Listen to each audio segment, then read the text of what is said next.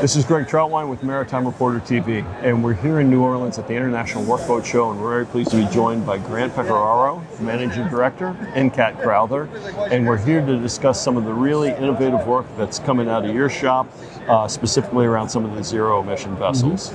So, Grant, just to start us off, I know the Incat Crowther view is very broad, but can you discuss what you see as some of the first movers, some of the real innovators, particularly when it comes to that zero-emission technology? Yeah, I mean, we could go back really over 10 years ago with the Spirit of the Sound for Norwalk Aquarium. Was really, very early days of this low-emission or zero-emission technology. But we've only seen, obviously, a lot of growth from then. So really more recently, if we were to kind of pinpoint a few highlighted projects, the Penguin Electric Dream fleet in Singapore, which is a fleet of 3 200-passenger all-electric passenger ferries, high-speed ferries, run around 20 knots, 20-plus knots. Those are real, I think, trendsetters. They're equipped with some real high-power DC charging at the shore, so they can have rapid charging, quick turnaround. So I think that's something that you'll see really introduced into a lot of other urban areas, and we know that's coming. We're at kind of a transitional period, but when you talk to vessel owners today, or as designers, what do you count as the key tools in your tool belt to really hit those emission reduction goals? I think for us, if I had to pick a tool that is like our go-to tool, it's really our experience, right? It's our experience, it's our knowledge of the various tools, the various technologies that are out there, and our ability to understand those and the nuances that come with each of those, and how to best work with our operator clients or our shipyard clients to really define the best solution that works for that particular region, because it's going to be different from region to region. There's just no one size fits all in this goal of reduced emissions. Okay. Yeah. No, it's definitely a mixed bag. So, turning to the fuels specifically, and again, I know there are a lot. I know there is no one silver bullet across all of maritime that's going to make a difference. But when you look at the fuel question, and you look at the projects coming out of Incat Crowther, particularly in the passenger vessel and the CTV space, can you share with us some of the fuel choices that have been made? I mean, look, we've done projects with HVO, we've done projects with biofuel, we've done projects with LNG, we've done projects with hydrogen fuel cells, we've done all-electric ferries, we've done hybrid ferries of various configurations. So I don't think really for us we would pinpoint one particular fuel that's going to be the fuel of the future. I think if we had to pick one that's I think is more prevalent, I guess right now, is just an all electric vessel, right? Okay. Just a battery only, lithium-ion battery powered vessel, either in an all electric or a hybrid configuration. But I think that's, I guess, the leader of the pack, but that's not going to fit everywhere. In some cases, diesel is going to give us the best emissions, especially with the latest EPA and IMO emission requirements that are out there. These boats are much, much more efficient and much more, or emit a lot less carbon to the atmosphere, and in a lot of cases that in fact is the best way to power a vessel to reduce emissions. Just get those old engines out of service, put some good good new engines that meet these latest emission requirements, and because what we're not going to do is try to sell a client on something that at the end of the day is going to actually create more emissions. Okay. Just to say we've got some hybrid or battery technology on the boat. We're not going to do that. We're going to be honest with the client and tell them if it's feasible to put batteries or not. Can you dig a little bit deeper into some specific projects? Looking at, again, I know you're diverse across the passenger vessels, the CTVs, the RoPax, but I really just want to get some details on some projects that you think really illustrate the Incat Crowther brand and the offer. Yeah, I mentioned the Electric Dream project earlier, and that one, in that pure passenger vessel space is a real key project for us.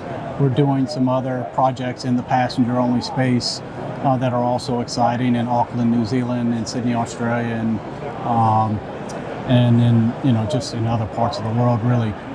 If we look in the RoPax area, I think the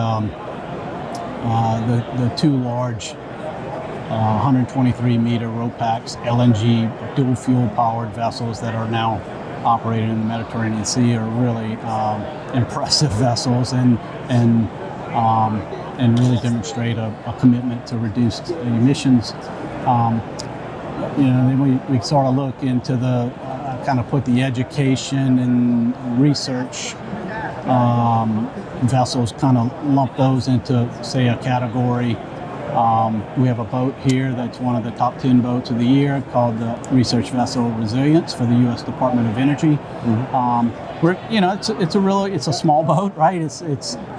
But it's really a good example, really, of how we can work with a client, to a client's budget, to a client's requirements, in conjunction with a great builder like Snow Boats, and deliver a vessel that really provides the client all the tools that they need.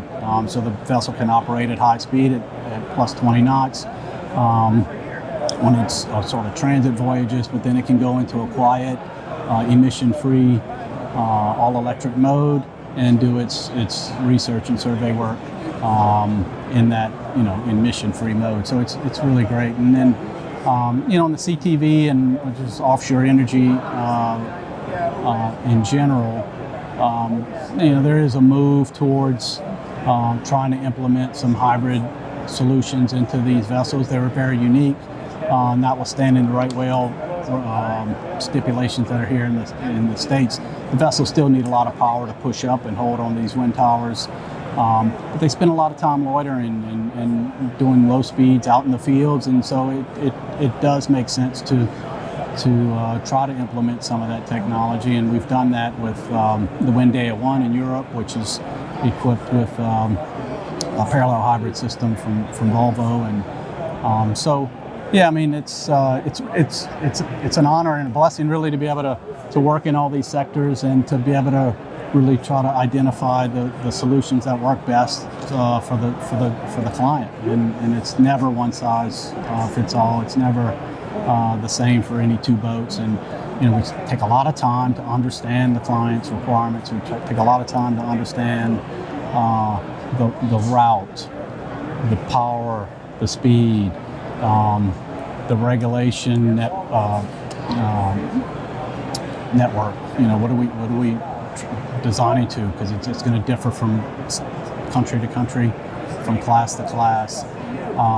So we spend a lot of time, and it's significantly more time than it was pre-hybrid power or electric power or reduced emission power, whatever you want to call it.